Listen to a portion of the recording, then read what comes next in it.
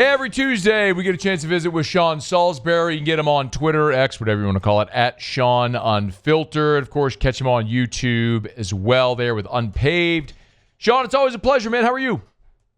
I'm well. Good to be on with you, Matt. Thank you. Of course. We always appreciate it. Trade deadline came and went a few hours ago, and the Saints shipped Rashid Shaheed to Seattle and Trevor Penning out to L.A. with the Chargers. So, Sean, what that means now is that for the rest of this season, Tyler Shough, assume will start the remainder of the season, will get an evaluation without his best weapon and with an offensive line that's down now 3 starters. So, what really can we make of evaluating Tyler Shough with this offense? Well, evaluate him on the beating he's going to take and how he keeps standing and coming back, I guess. Yeah. You're not going to get a lot of, okay, plug him in. Here's what he gets with this kind of roster. And, you know, they didn't have much of a chance this year, quite frankly, Matt, with the guys they did before they traded. You know, it'll test him, and he's going to get a chance to show his stuff. There's a positive and a negative, at least for him. The negative is you don't have a whole lot of weapons. You don't have a very good team, and quarterbacks are judged by obviously by the wins and losses. Mm-hmm. I'm not sure how you can do that with anybody at that position on this team this year. You're looking for progress. It's not going to be W's and L's. It's going to be, okay, what they do within what we have, because in truth, you're kind of lining up, and I mean this a little hyperbolic, but you're lining up with a Saturday team playing on Sundays. You just are. It's a minor league team that has to show up, play against major leaguers that have been hurt, or you're looking to see if they can play, and that's what it is. I think you get an idea of, maybe not a full idea, but kind of, okay, who's Spencer Rattler? We get an idea. Although on a good team, he'd be better, like most quarterbacks are. It's just like Shough would, but. Now you got to find out in the last half of the season which one of the two, if you are going to move forward, you're moving forward with, and if it's both, fine. But you have to, as we've discussed, you've got to find out, because you are a team that you're a bunch of players away from being a bunch of players away. Mm-hmm. You got rid of a weapon, made Seattle better.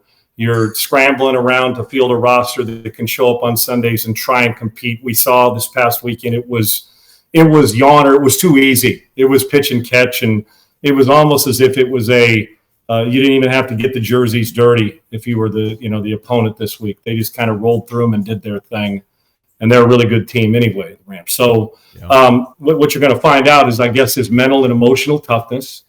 The positive for Shough is, if he's able to have success on this roster, it'll tell you something. Matter of fact, it would probably tell you something if a quarterback had success. It was a rookie on a great roster, and you say, well, he's got great players around him. He should be successful. He doesn't have to do much. Well, he's going to have to do a lot. If I'm him, you keep battling and do it and deal with the odds and go show this team what you got without excuses and we have this guy hurt and these guys are out and this guy got traded.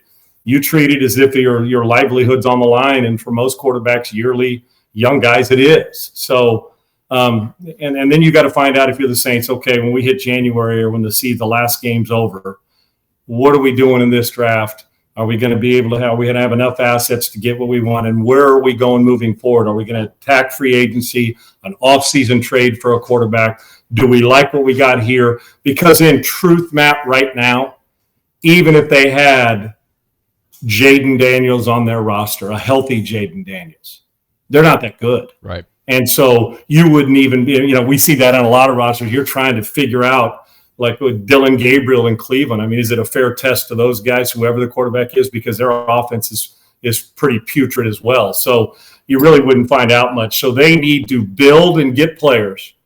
And then if you can get by another year with these quarterbacks, and you think you can, you do it, and then hop in next year. And do you think that there's a quarterback worthy of being a first-round pick, a top 5 pick in this draft? That's what other teams are going to have to look at. So it's a disadvantage, but if you're Shough, it's a great quarterbacks. I can just tell you this, Matt, to make a long story long when it's me talking about this, is you get an opportunity. Quarterbacks don't look at it like, well, I don't have guys around me. What we all think is, I'm going to fix it.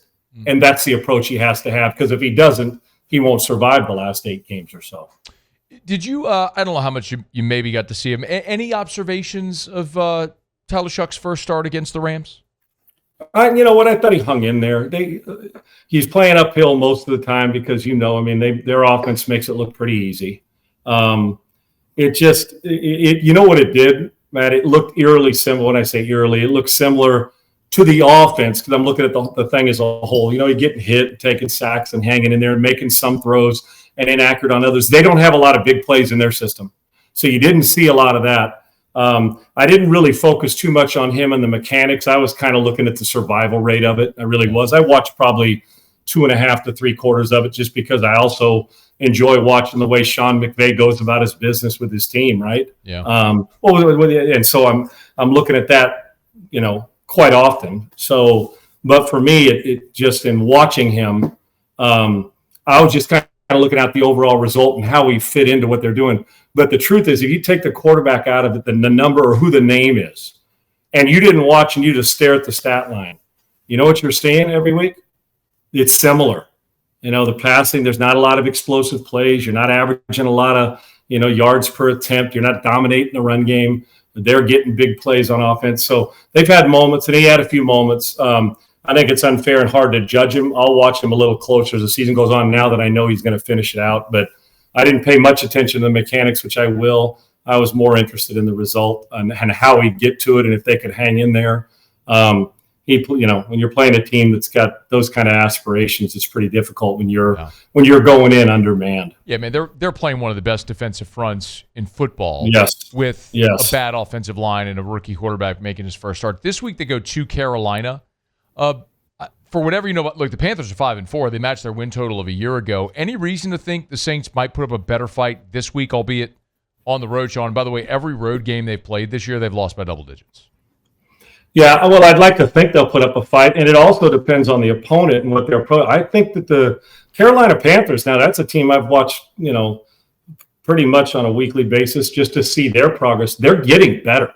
They really, you saw last week, the way they played. And but Matt, the one reason why I never go into a game anymore saying we can sit here and say, yeah, they're going to lose by double digits again. They're not a good road team. They're not good. They're undermanned, obviously. But I watched the Arizona Cardinals team. And I see it every week.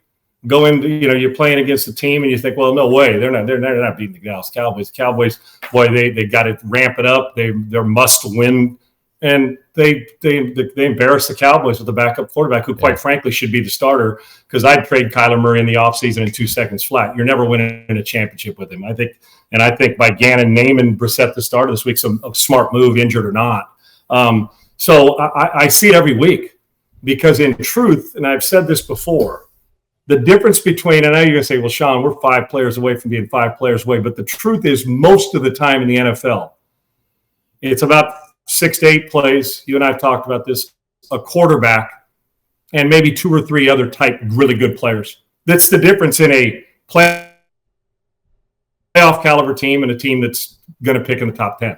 That's usually the way it is. And then, you know, they have the stupid mistakes in the execution. But there's not a huge gap because if there was, then you can't explain Cleveland beating Green Bay earlier this year. You can't explain how the Buffalo Bills got beat by the Atlanta Falcons and have finally got a quality win, then go and beat the hottest team in the world in the Kansas City Chiefs. I mean, so, yeah, it tells me that they should play better because I can tell you this, Carolina is not the Rams.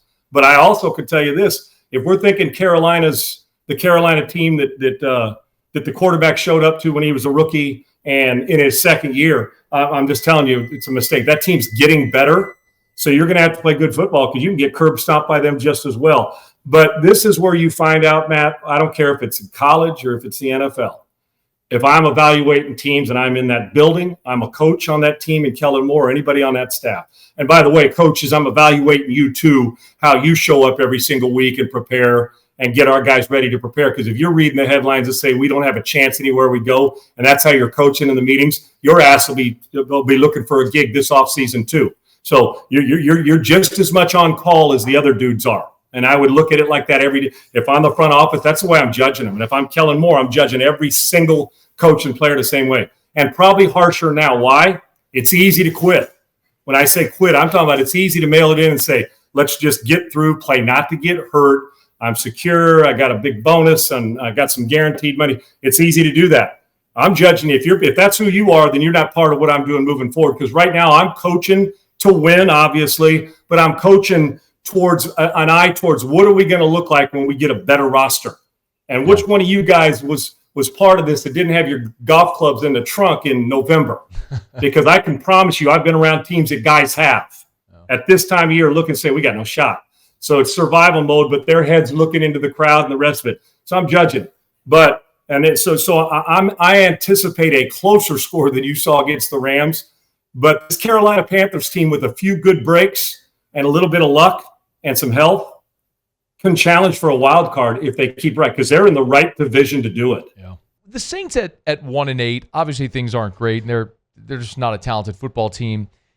At what point do you look at Kellen Moore and really the inability to be competitive? I struggle, Sean, to know what's fair to judge a rookie head coach, leadership, motivation, game planning, all that stuff, when you're seemingly at such a talent disadvantage every week.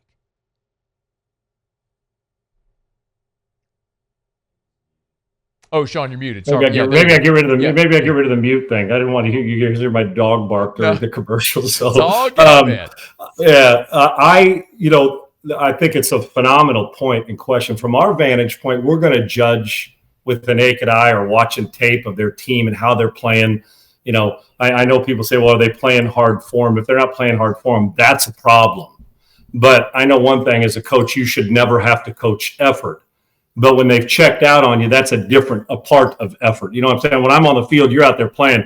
My job's not to get you to play hard. My job's to get you to play smarter. My motivation's temporary. That discipline's permanent. I got to get you to understand that as a coach. All those little intricacies that go into it, that front office, ownership, GM, the rest of the people that are paying him have to judge. But from our vantage point, I get it. Not competitive. So we're going to look at it like, damn, they're not competitive. They're not physical. I know their roster's limited. So we tendency to give a guy a hall pass on that from a national standpoint. But local, it's more, man, we are dialed in and it's more focused because, well, you want to win. Now, I'm not under the belief that, the second somebody starts losing, you fire them. I think when it comes to quarterback replacement and coach replacement, we expect greatness way too soon because we compare everybody to Saban and Patrick Mahomes, depending on who you are. Right. And I think it's wrong. But inside the building, knowing, and from our, Matt, you're there, but I'm not sitting, and I know I say this often, but I'm not sitting in meetings. So I try to be fair both ways. Yet if I see guys, jumping off sides all the time and penalties and late to positions, and meaning late to their position if they're supposed to be in cover two, getting to your half the field, or not getting on the field, 10 guys on the field, all those stupid things, to me it starts to say, is this what you're allowing in practice? If that's what you're allowing in practice, I look back to the head coach because you're allowing your guys to teach it on the practice field, because if you're not stopping it, you're allowing it. And that's where all that stuff comes in. The result, listen, I think we got to look at, even if you're the front office or anybody else, you have to look at, well, listen, he's playing shorthanded. We haven't given him a cupboard. The cupboard's damn near bare. But what are you getting out of that? What do we ask our quarterbacks to do, Matt, everywhere we go? Elevate the room. Yeah. Make guys that are 5s, 7s. Make a 7 play like a 9. And you say, well, Sean, how's that possible? I don't know what's in that little cup that did you stir it up and that comes out, because if it did, we'd all bottle it up. But I know I've been on teams with players that made guys better. I like to think at times I did, but I know guys that constantly, whether you go to the Brady's, the Breezes, they just make guys elevate their game, whether it's mentally, emotionally, execution, study. When you hear guys talking about when they played with Peyton Manning, they were afraid not to be prepared. That's elevating the room because of the way he does it. So with Kellen Moore, listen, I had questions about him when he was a coordinator, and I listen, I think he's a brilliant mind. But I had questions about him when he was a coordinator at Dallas, because I thought to myself, and watching them every week, that he was coaching to be a head coach. That's how I felt. Now, it may not be fair, but from a distance, because they put up numbers everywhere. They weren't overly physical, but the Cowboys with that offensive line, when they had it, he had carte blanche, right? But at times I thought, are you coaching to win this and to do this because you're going to be the coordinator, treat it like you're going to be the coordinator forever because that's your job? Or are you coaching to be a head coach? I know that sounds, well, Sean, what do you mean? I mean, are you coaching for numbers as opposed to get me to the grit and grind that you're going to need to win if you become a head coach. And I saw in Philadelphia, he did that. So that kind of erased some of it, but look at the players he had in Philadelphia to do that. A great offensive line, great running back, hell of a quarterback, all those things. So it was easier. It's never easy, but it was easier. And listen, coaches are geniuses with great players. It's amazing how stupid they become when you don't have good players. You got to take that into account. I think, Matt, from this standpoint, you and I know how we're going to judge it, and maybe even look a little deeper because maybe we're a little closer to it. But in the building, you have to, walking up and down the halls, interviewing players, you got to find out, have they checked out? Because if they've checked out, that tells me that the respect, I don't care about liking the head coach. I care about the respect or the assistants, how they teaching it. And like I said, the coaches got to evaluate his coaches. The front office has to evaluate Kellen Moore. So are you losing just because personnel? Are you not getting better? That's my problem. Losses are going to come. Are you getting better with the personnel you have? Are they getting coached up to improve? Because really it's a bunch of individual fights in a tag team cage match is what it is. You got to win your individual fight or the tag team ain't going to work because you'll be done anyway. So is he drawing that out of his team in the meetings? Are they preparing properly? How does practice look? Behind the scenes, that's how they got to judge it. The stuff we don't get a chance to see, but we can get information from players or people who are watching. So I don't think that he has any worry of one and done unless all of a sudden he was checked out and said, I'm not doing this, but this is his first opportunity. So I know he's taking the gig serious. So they're going to have to look long and hard at him. You got to evaluate from beginning to end. Win-loss record be damned. Did we get better at any position, let alone at all of them or somewhere in between? And if you're looking in the penalties and all that stuff continues, then you got to look to the practice field, and that's all on a coaching staff. Because if you don't get buy-in, people aren't going to practice right. And if you're not getting that from them, then you have to evaluate, because it isn't in here. It's not uncommon. I mean, maybe uncommon, but it's happened where a guy will go one and he'll be done. We saw 2 years in a row here in Houston. So he's also got to be on his P's and Q's to get it right. Yeah.